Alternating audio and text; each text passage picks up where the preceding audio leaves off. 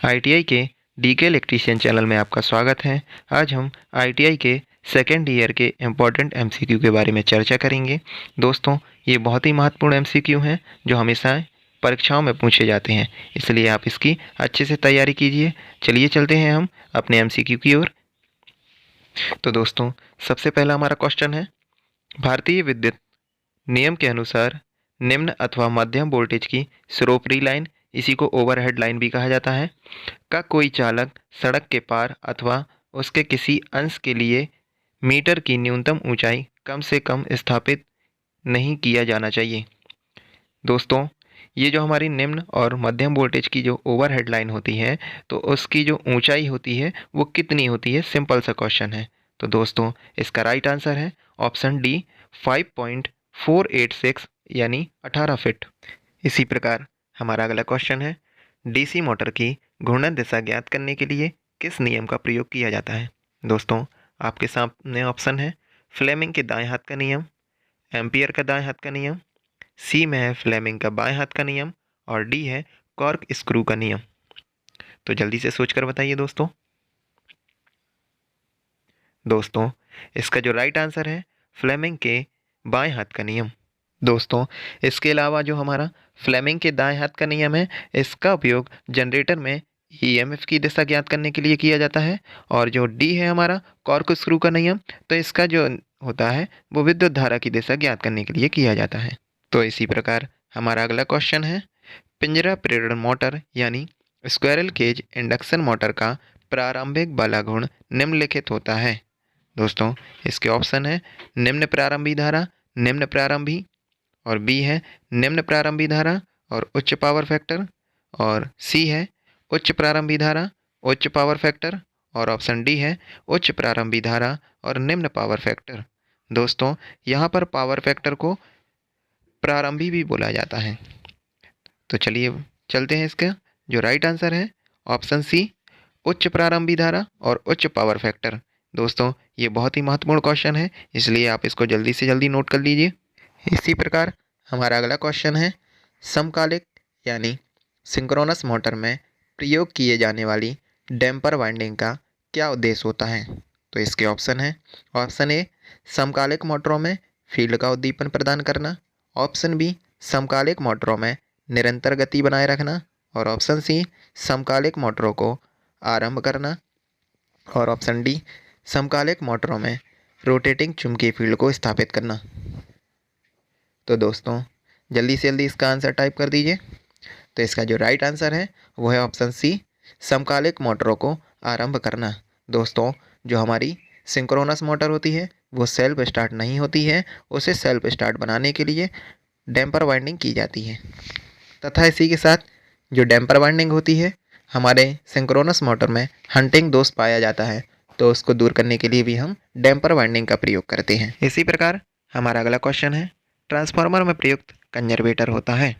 तो इसके ऑप्शन है, ऑप्शन ए, तेल टैंक के ऊपर स्थापित वायुरोध धात्विक ड्रम, ऑप्शन बी, तेल टैंक के नीचे स्थापित वायुरोध धात्विक ड्रम, और ऑप्शन सी, अतिभार यानी ओवरलोड बचाव युक्ति, और ऑप्शन डी, उपरोक्त में से कोई नहीं।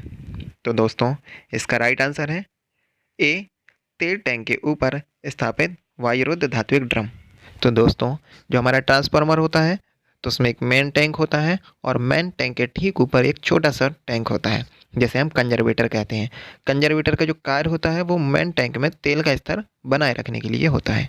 इसी प्रकार हमारा अगला क्वेश्चन है, एक 66 केवी ट्रांसमिशन लाइन के लिए प्रयुक्त हुए डिस्क इंसुलेटर की संख्या है। तो इसके ऑप्शन है, ए 2, ऑप्शन बी 4, ऑप्शन सी 6, और ऑप्शन डी 8।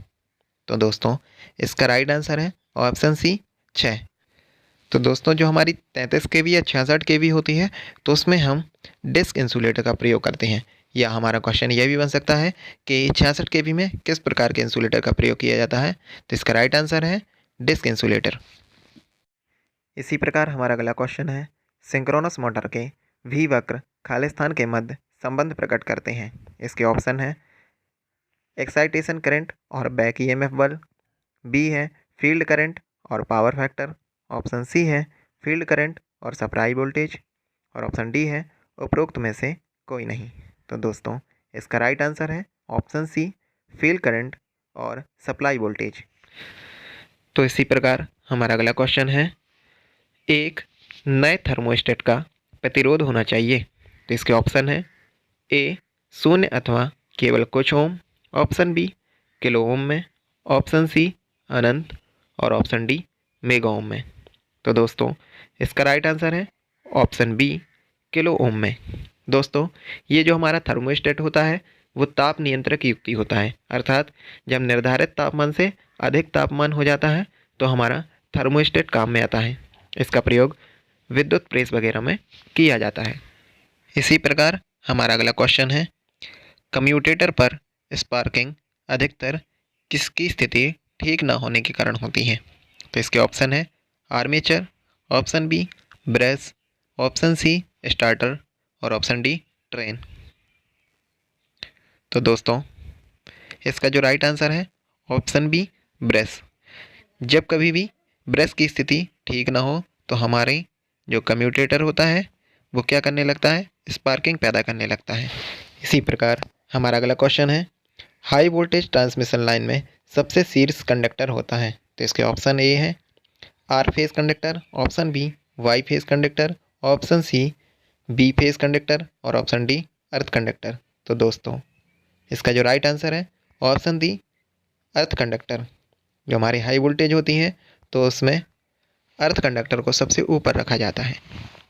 इसी प्रकार हमारा अगला क्वेश्चन है, एक संधारित्र प्रारंभ यानी कैपेसिटर स्टार्ट एक फेज मोटर का शक्ति गुणक यानी पावर फैक्टर सामान्यतः होगा। तो इसके ऑप्शन ए है 0.8 अग्रगामी, ऑप्शन बी 0.8 पश्चगामी और ऑप्शन सी इकाई और ऑप्शन डी इनमें से कोई नहीं। तो दोस्तों इसका जो राइट आंसर है ऑप्शन ए 0.8 अग्रगामी। दोस्तों ये बहुत ही महत्वपूर्ण क्वेश्चन है और ये पेपर में 2 से 3 बार रिपीट हो चुका है, इसलिए इसको ज़रूर से ज़रूर तैयार करके रखें। तो दोस्तों चलिए चलते हैं अपनी क्वेश्चन सीरीज के अगले क्वेश्चन की ओर। क्वेश्चन नंबर 12 है हमारा, यदि कोई 3 फेज मोटर केवल 2 फेज पर चलती है तो यह एकल फेजिंग कहलाता है। दोस्तों इसी को सिंगल फेजिंग प्रिवेंटल भी कहा जाता है। तो यह अंत में क्या होगी। ऑप्शन ए है कोई भार नहीं उठाएगी, ऑप्शन बी जल जाएगी, ऑप्शन सी 3 गुना गति से चलेगी और ऑप्शन डी दक्षता से कार्य नहीं करेगी। तो दोस्तों जब हमारी मोटर का कोई 3 फेज़ में से कोई एक फेज़ फेल हो जाए तो इसको हम सिंगल फेजिंग प्रिवेंटल भी कहते हैं। तो इस दशा में क्या होता है, हमारी जो मोटर होती है वो कुछ समय तक चलेगी, फिर उसके बाद जल जाएगी। तो इसका जो राइट आंसर है ऑप्शन बी जल जाएगी। इसी प्रकार हमारा क्वेश्चन नंबर 13 है, चुंबकीय बल रेखाएं चुंबक के बाहर चलती हुई प्रतीत होती हैं। तो इसके ऑप्शन है उत्तर से दक्षिण, ऑप्शन बी दक्षिण से उत्तर, ऑप्शन सी ऋण से धन और ऑप्शन डी दोनों दिशाओं में। तो दोस्तों जो हमारी चुंबकीय बल रेखाएं होती हैं वो हमेशा उत्तर से दक्षिण यानी एन से एस की ओर चलती हैं। तो इसका राइट आंसर है ऑप्शन ए। इसी प्रकार हमारे क्वेश्चन सीरीज का क्वेश्चन नंबर 14 है, स्टार्टर को ऑन करते ही उसका चुंबकीय कॉन्टैक्टर अत्यधिक कंपन करता है, इसका संभावित दोष है।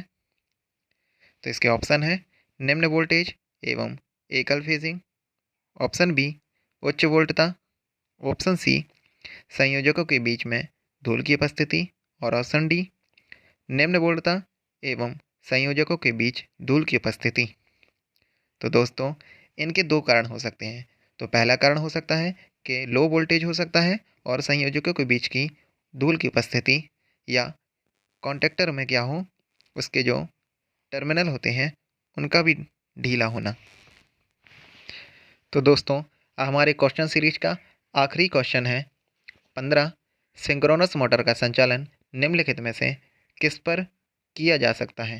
तो इसके ऑप्शन है केवल लैगिंग पावर फैक्टर पर, ऑप्शन बी केवल लीडिंग पावर फैक्टर पर, ऑप्शन सी केवल यूनिटी पावर फैक्टर पर और ऑप्शन डी केवल लैगिंग, लीडिंग और यूनिटी पावर फैक्टर पर। तो दोस्तों जो हमारा सिंक्रोनस मोटर का संचालन होता है वो लीडिंग, लैगिंग और यूनिटी पावर फैक्टर तीनों पर होता है। दोस्तों अगर आपको लैगिंग, लीडिंग और यूनिटी पावर फैक्टर के बारे में समझना है तो आप हमें कमेंट में ज़रूर बताइए, हम आपको इसके लिए अलग से वीडियो प्रोवाइड कराएंगे। तो दोस्तों, अगर आपको हमारी ये वीडियो पसंद आई हो और ये क्वेश्चन सीरीज अच्छी लगी हो तो आप इसको शेयर कीजिए, कमेंट करिए और कमेंट करके हमें ये भी बताइए कि आपको ये क्वेश्चन कैसे लगे।